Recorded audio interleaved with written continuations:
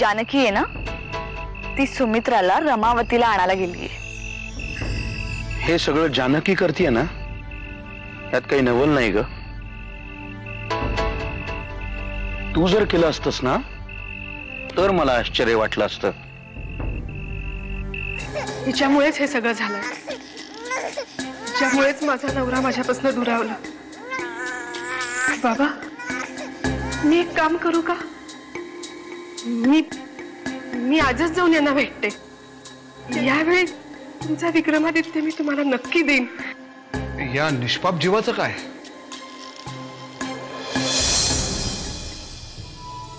निष्पाप? सगळेजण हिला लग्न आधीचं पाप म्हणतात. तुम्ही केलं ते पाप होतं. जानकीला जर काही झालं ना तर मी तुम्हाला. साहेब, मी रमावतीमध्येच आहे, काळजी करू नका. ठीक आहे, कळवत राहा मला. हो, ठेवतो.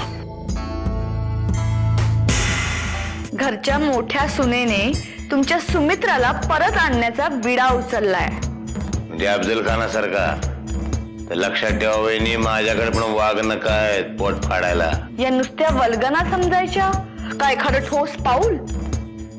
कशाला उंटाच्या शेपटीचा मुका घ्यायला जात आहे? मी नाही घेते, जानकी घेते. बघीन बघीन आणि डोकं सरकलं ना एकदा तर सगळ्यांना संपून टाकेन. भाऊजी, बाकीच्यांनी तुमचं काय घोडं मारलंय? जिने तुमचं घोडं मारलंय तिच्यावर चिडा. जी गोष्ट मनात ठेवून परशु साहेब मोठे झाले, तसंच हिला पण वाढवायचंय का? अजून एक परशु जन्माला घालायचा आहे? आणि सुमिताई, झाडाच्या सावलीत वाढणं वेगळं आणि उन्हात वाढणं वेगळं. तिला कुठल्याही कुटुंबाने किंवा समाजाने नाही नकारलेलं. तिला तिच्या जन्मदात्या बापाने नकारलंय. लक्षात ठेव, ते घर तुझं आहे, तुझ्या हक्काचं. तिथून तुला कोणीच बाहेर हकलवू शकत नाही. मला माझी काळजी नाही वाटत आहे अमृता. मला जीवची काळजी वाटतेय. मग तर अजिबातच काळजी करू नकोस. नका.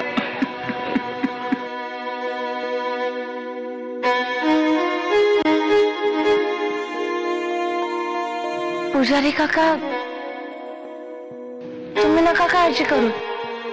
मी तिकडे सुमिताची सोबतीण म्हणून गेले होते ना, कायम तिला सोबत करीन. आणि घरात बाकी कोणाचा विरोध नाहीये. आलेच.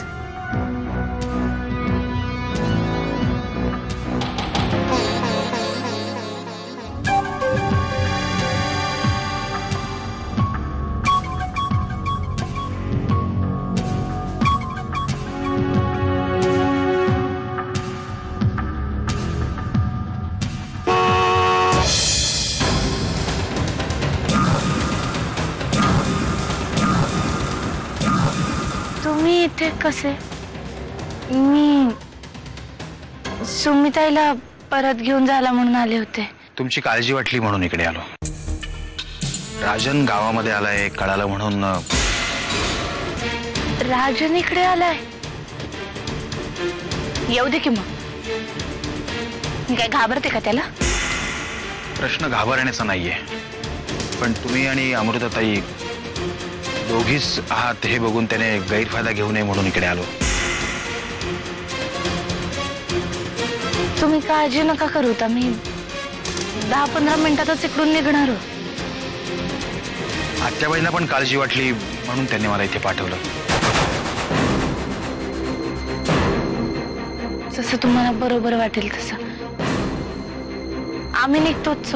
तुमच्याबरोबर माझी ही माणसं मागे पुढे असतील, तुमची सिक्युरिटी म्हणून. वाकनीस काका, तुम्ही आलात म्हणून नाही, पण एकदा तरी राजनला मला समोरासमोर भेटायचंय.